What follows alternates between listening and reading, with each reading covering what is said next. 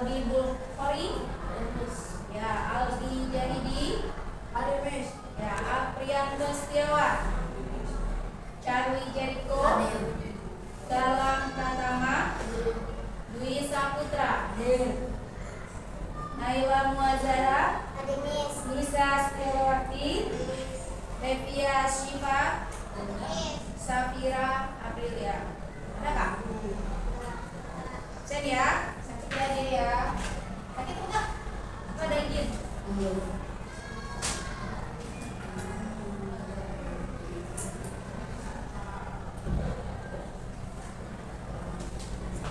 Oke, sebelum mulai pelajaran kita buat semangat dulu badannya, kita gerak dulu. Kemarin gimana? Tepuk semangat.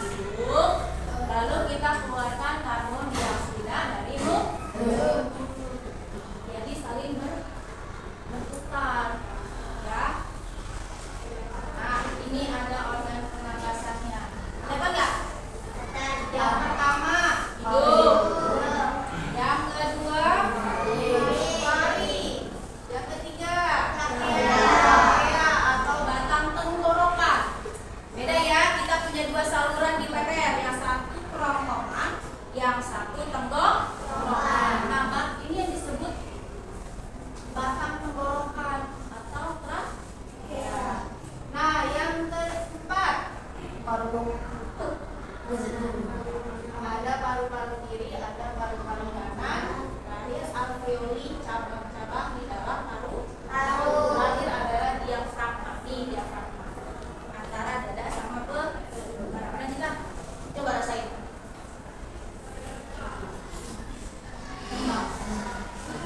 Diafragma itu ada dua, pernapasan perut sama pernapasan dada. Coba kalau pernapasan dada, angkat gak dadanya? Coba praktekin. Coba dari kok. Lepas dada. Kalau perut, perutnya jadi punggung. Nah perutnya bergerak, itu pernapasan pada. Oke, next. Nah yang pertama hidung. Hidung berfungsi sebagai pintu masuk sama pintu keluar. Nah, kita menarik nafas, udara yang kita hirup mengandung banyak partikel kecil atau ion-ion kecil seperti debu. Nah, ada di hidung itu ada burungnya. Ya, jangan sampai dicabut ya. Karena itu buat menyaring kotoran agar tidak masuk ke dalam tubuh. Kan kita udah polusi banyak nih sekitaran kita ya. Polusi asap, kendaraan, bermotor, apalagi dari pabrik ya. Belum lagi kita memasuki musim kemarau yang debunya banyak. Nah, seperti debu dan kotoran pasti disaring dulu melalui rambut halus. Paring. Ini paring. Nah, juga kayak gini. Terletak di bagian dari tenggorokan, terletak di belakang hidung sama mulut. Berfungsi sebagai jalur penghubung untuk udara dari hidung menuju paru-paru dan makanan dari mulut menuju lambung. Ini posisinya ini perut, ini hidung. Ini pertemuan. Makanya kenapa kalau kalian biasa sedang pada keluar kan? Masuk keluar air kan? Ada pertemuan di posisi ini. Maaf ya. Karena kalau sedang minum sering keluar air sedikit.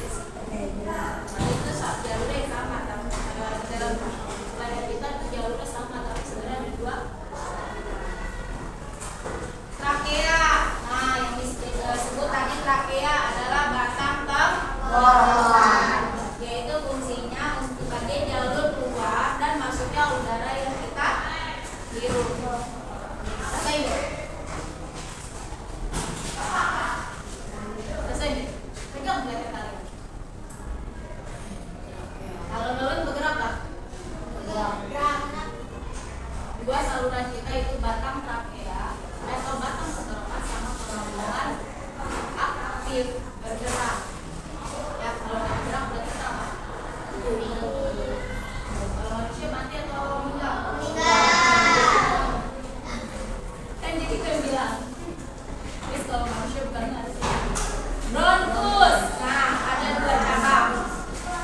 Cabang trakea yang mengarah ke paru-paru kanan sama kiri. Kalau kita di dada ya.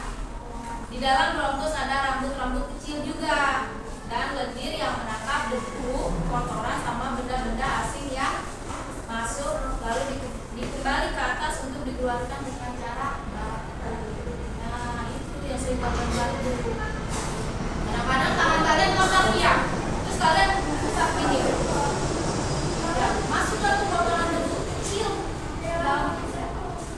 di batang tenggorokan, masuk lagi lalu ke paru-paru. Nah ketika paru-paru tolak, jadi kalian bantu melalui prosesnya seperti itu. Paham ya? Sini ada mukanya nggak tentang bronkus? Boleh lanjut? Terakhir paru-paru. Paru-paru ada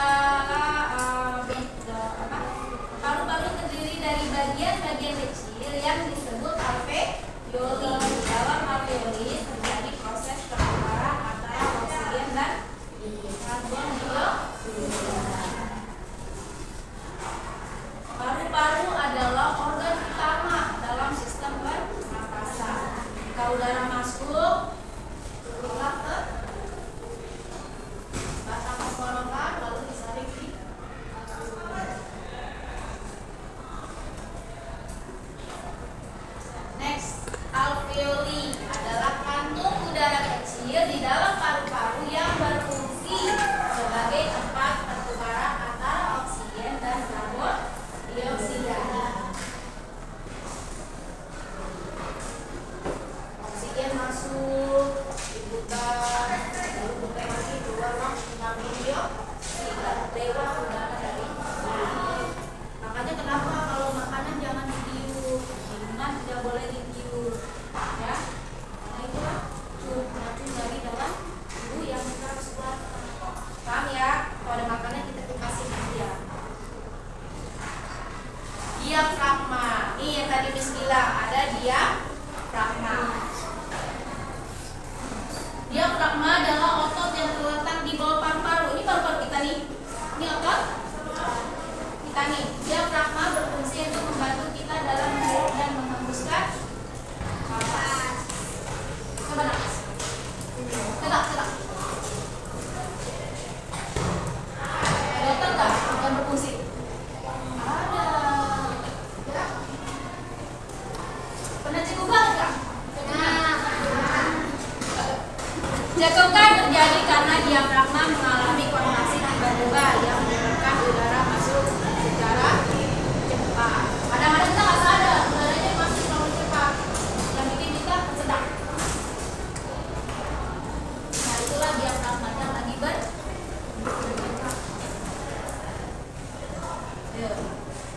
Saat menghirup nafas, diafragma akan bergerak ke bagian bawah sehingga paru-paru mengembang dan udara dari luar bisa masuk. Ini udara. Lalu paru-paru kita mengembang. Contohnya kayak tiup plastik kan? Kembang nggak? Kembang. Terus kita buka dikit. Kempes nggak? Kempes. Kayak kita niup balon. Kembang nggak? Kembang. Terus kita keluarin dikit. Lalu kita keluarin udaranya. Kempes nggak? Itulah proses. Itulah contohnya paru-paru yang ada di proses pernapasan manusia. Dari hirup kita hirup nafas, lalu pertukaran antara oksigen dan karbon dioksida hingga menghembuskan nafas. Di sini paham? Ya. 1. Menghirup nafas. Diafragma kontraksi dan paru-paru mengembang sehingga udara masuk melalui hidung lalu menuju paru-paru. Pertukarannya seperti ini. Karbon dioksida. Lalu diafragma dan paru-paru mengempis sehingga karbon dioksida keluar.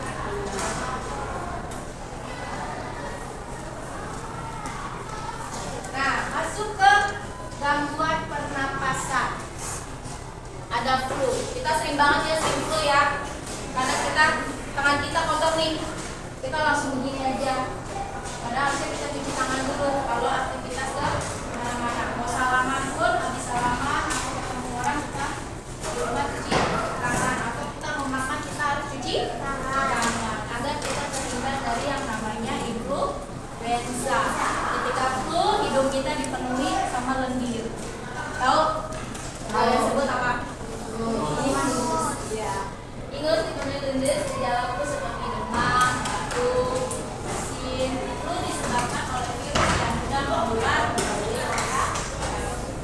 Yang kedua, TBC. Coba deh putar ke rekan kalian. Halaman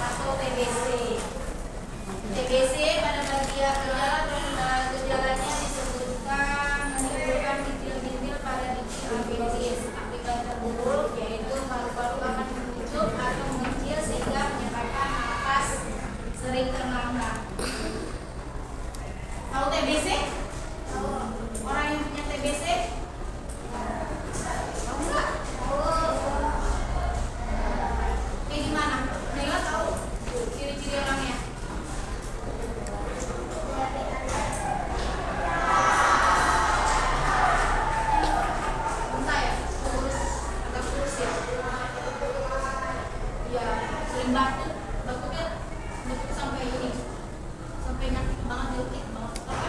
Pernah lihat itu gejala orang bisa TBC. Ya, jadi menular. Ya. 3. Asma. Asma kekurangan napas. Ya, kadang-kadang di tempat umum dia kurang napas. Napasnya tidak teratur.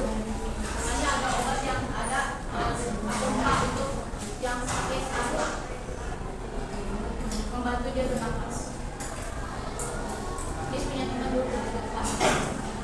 Kalau udah disuruh lari olahraga dia langsung itu langsung. Tapi kepanasan, capek, dia harus ngatur napasnya. Makanya dia selalu bawa kayak pipa gitu dia napas. Ya, sini nggak ada ya, yang asma nggak? Terakhir, menjaga